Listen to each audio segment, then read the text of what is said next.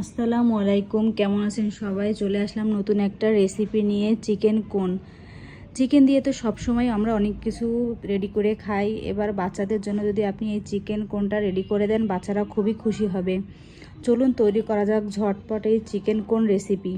প্রথমে আমি নিয়ে নিলাম হাড় ছাড়া মুরগির মাংসগুলোকে আমি কিউব করে কেটে নিয়েছি।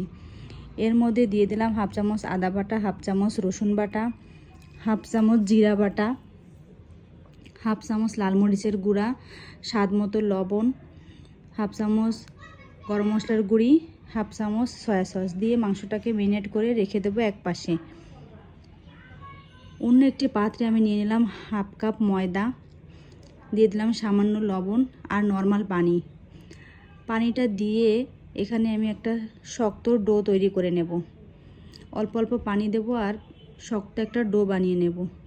যেহেতু এটা কোণের শেপ হবে, তাই আমাকে এই ডোটা শক্ত করেই মাখাতে হবে। মাখানো হয়ে গেলে অন্য একটি পাত্রেতে 2 চামচ ময়দা নিয়ে নিলাম, দিলাম হাফ চামচ মরিচের গুঁড়া আর হাফ চামচ লবণ দিয়ে একটা পাতলা একটা ব্যাটার তৈরি করে নিলাম। এটা আমার কোণগুলোকে সিল করার জন্য এটা লাগবে। এরপর চলে গেলাম রান্নায়। অন্য একটি পাত্রে দিয়ে দিলাম 2 টেবিল চামচ সাদা তেল। এর মধ্যে ম্যারিনেট করা চিকেনগুলো দিয়ে দিলাম। চিকেনগুলো দেওয়ার পর চিকেনগুলো হালকা নেড়ে চেড়ে এর মধ্যে দিয়ে দেব হাফ কাপ পেঁয়াজ কুচি দিয়ে এটাকে ভালো করে নেড়ে চেড়ে সিদ্ধ করে নেব। এর মধ্যে অ্যাড করব 2 টেবিল চামচ টমেটো সসটা দিয়ে এটাকে আমি ভালো করে নেড়ে চেড়ে সিদ্ধ করে নেব। সিদ্ধ হয়ে গেলে যে ব্যাটারটা আমি রেডি করেছিলাম, সেখান থেকে আমি লেচি কেটে রুটির শেপ দিয়ে নেব।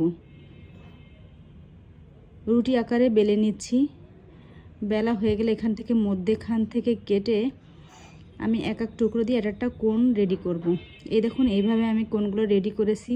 মুখগুলো সিল করেছি ওই ব্যাটারটা দিয়ে, আর সেমাই দিয়ে আমি উপরের মুখটা আটকে দিয়েছি। এভাবে আপনারা চাইলে কোণের শেপ দিতে পারেন। চলুন তৈরি করা যাক। এবার ভাজার প্রক্রিয়ায় চলে যাই। একটি ফ্রাই প্যানে তেল গরম করে এবার আমি এই চিকেন কোণগুলো ভেজে নেব। আস্তে আস্তে এভাবে দিয়ে আমি এগুলোকে লাল লাল করে ভেজে নিয়েছি। ভাজা হয়ে গেলে অন্য যে ব্যাচটা ছিল সেটাও ভেজে নিয়েছি। দেখুন, খুব সহজে তৈরি হয়ে গেল চিকেন কোণ। এটা চাইলে আপনারা বাচ্চাদের টিফিনে দিতে পারেন এবং সন্ধ্যার নাস্তায়ও এটা তৈরি করে খেতে পারেন। যদি ভিডিওটা ভালো লাগে অবশ্যই কমেন্ট করে জানাবেন। দেখার জন্য অসংখ্য ধন্যবাদ।